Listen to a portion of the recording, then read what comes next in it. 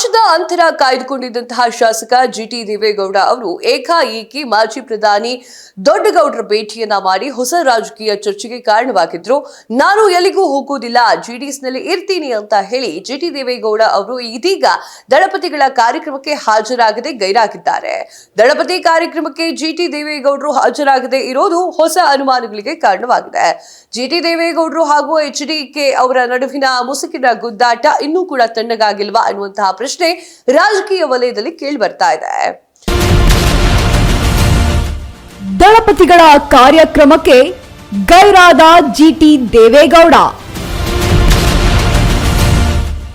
ಎಲ್ಲ ಸರಿ ಇದೆ ಅಂತ ಹೇಳಿದ್ರು ದೂರವೇ ಉಳಿದ ಜಿಟಿಡಿ.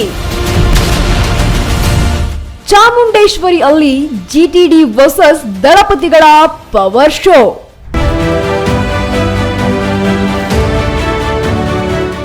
ಹೌದು ವೀಕ್ಷಕರೇ, ಬಹಳ ದಿನಗಳ ಬಳಿಕ ಶಾಸಕ ಜಿಟಿ ದೇವೇಗೌಡ ಅವರು ಮಾಜಿ ಪ್ರಧಾನಿ ಎಚ್ಡಿ ದೇವೇಗೌಡರನ್ನ ಭೇಟಿ ಮಾಡಿದ್ರು.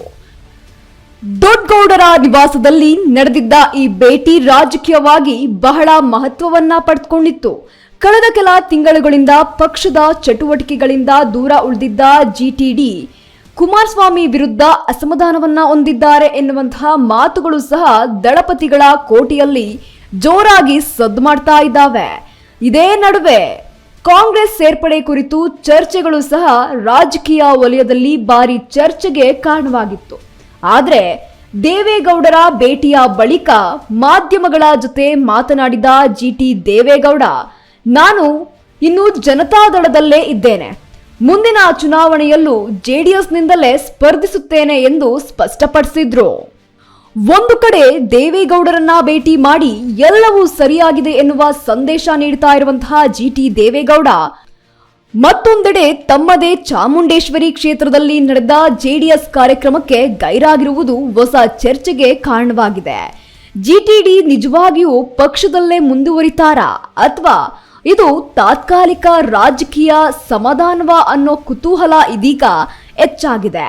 ಜಿಟಿಡಿ ಮತ್ತು ಜೆಡಿಎಸ್ ರಾಜ್ಯಾಧ್ಯಕ್ಷ ಎಚ್ಡಿ ಕುಮಾರಸ್ವಾಮಿ ನಡುವೆ ಎಲ್ಲವೂ ಸರಿಯಿಲ್ಲ ಅನ್ನೋದು ಪಕ್ಷದ ಒಳ ವಲಯದಲ್ಲಿ ಚರ್ಚೆ ಆಗ್ತಾ ಇದೆ.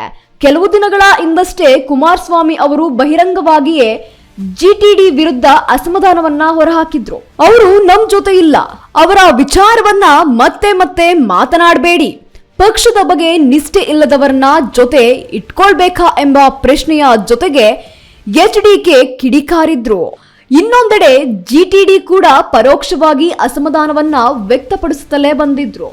ವಿಶೇಷವಾಗಿ ಜೆಡಿಎಸ್ ಕೋರ್ ಕಮಿಟಿ ಅಧ್ಯಕ್ಷ ಸ್ಥಾನದಿಂದ ಅವರನ್ನ ತೆಗೆದಿರುವುದು ದೊಡ್ಡ ಮಟ್ಟದ ಅಸಮಾಧಾನಕ್ಕೆ ಕಾರಣವಾಗಿತ್ತು. ತಮ್ಮ ಸ್ಥಾನಕ್ಕೆ ಮಾಜಿ ಶಾಸಕ ಎಂ ಕೃಷ್ಣಾರೆಡ್ಡಿ ಅವರನ್ನ ನೇಮಕ ಮಾಡಿರೋದ್ರಿಂದ ಜಿಟಿಡಿ ಬೇಸರಗೊಂಡಿದ್ರು ಎನ್ನಲಾಗ್ತಾ ಇದೆ. ಈ ಹಿಂದೆಯೇ ಪರಿಸ್ಥಿತಿ ಹದಗೆಟ್ಟಾಗ ಸ್ವತಃ ದೇವೇಗೌಡ್ರೆ ಜಿಟಿಡಿ ನಿವಾಸಕ್ಕೆ ತೆರಳಿ ಅಸಮಾಧಾನ ಪಡಿಸಿದ್ರು. ಬಳಿಕ ಪರಿಸ್ಥಿತಿ ತಣ್ಣಗಾದಂತೆ ಕಂಡಿದ್ರು ಕೂಡ ಮತ್ತೆ ಪಕ್ಷದೊಳಗಿನ ಅಸಮಾಧಾನ ಹೊರಬಿದ್ದಿತ್ತು. ಇದೀಗ ಅಂತಹದೇ ಬೆಳವಣಿಗೆ ಮತ್ತೆ ದಳದಲ್ಲಿ ಕಾಣಿಸಿಕೊಂಡಿದೆ.